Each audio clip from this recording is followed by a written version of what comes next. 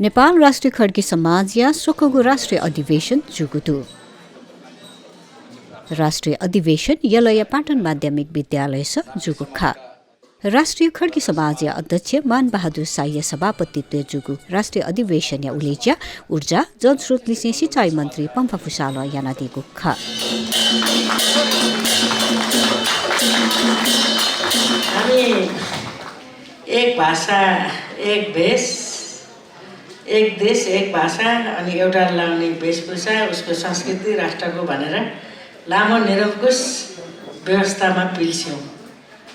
धन्नै धेरै यो बहुजाति बहुभाषा बहुसंस्कृति बहुधर्म भएको विविधताको हाम्रो देश निरङ्कुश राजतन्त्रात्मक व्यवस्थामा चाहिँ उनीहरूले बोल्ने भाषा राष्ट्रिय भाषा, उनीहरूले लाउने लुगा राष्ट्रिय ड्रेस, उनीहरूले मान्ने पर्व राष्ट्रिय पर्व, उनीहरूको संस्कृति राष्ट्रिय संस्कृति भन्ने निरङ्कुशताको जाँतो मुनि हामी पिल्स्यौँ।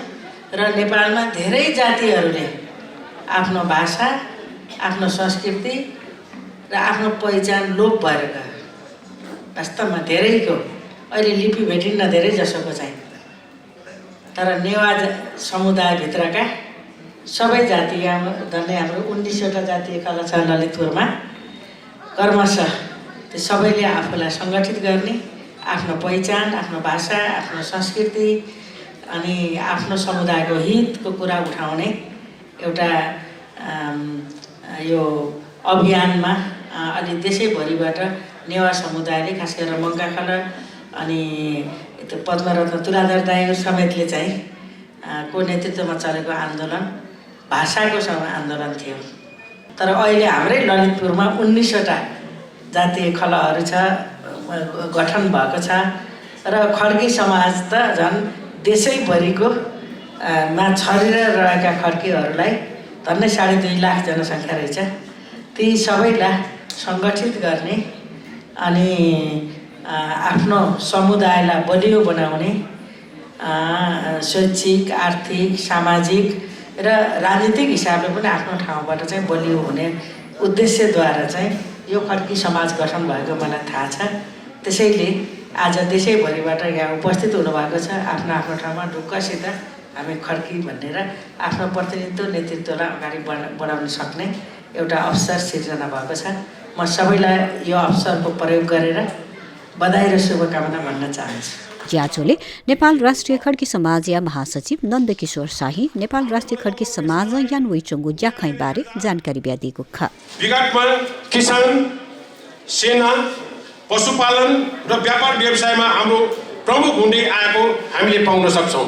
हाल आएर खड्कीहरूको पेसा व्यापार व्यवसायमा ठुलो परिवर्तन आएको हामी पाउँछौँ।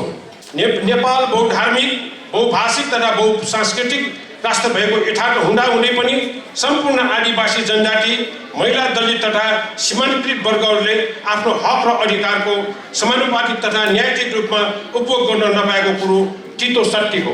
यसै यथार्थभित्र नेवार समुदायभित्रका एक प्रमुख जाति खड्की समुदाय पनि अछुतो रहन सक्दैन। हाम्रो समाजको मुख्य लक्ष्य आर्थिक, सामाजिक र शैक्षिक रूपान्तरण। नेपाल राष्ट्रिय खड्की समाजको मूल लक्ष्य नै आर्थिक, सामाजिक र शैक्षिक रूपान्तरणको माध्यमबाट राज्यको मूल प्रभावमा खड्की वर्गको सामाजिक हैसियत स्थापित गर्नु मुख्य उद्देश्य रहेको छ। ज्याचोले ललितपुर उद्योग वाणिज्य सङ्घ या संस्थागत उपाध्यक्ष वीरेन्द्रलाल श्रेष्ठ, ज्याप समाज या सचिव सरिता महर्जन लगायत नवाना दिएको खा। ज्याचोले नेपाल राष्ट्रिय खड्की समाज या पदाधिकारीले देन्यङ्क वपी राष्ट्रिय खड्की समाज या प्रतिनिधि दिएको पोती दुगु खा।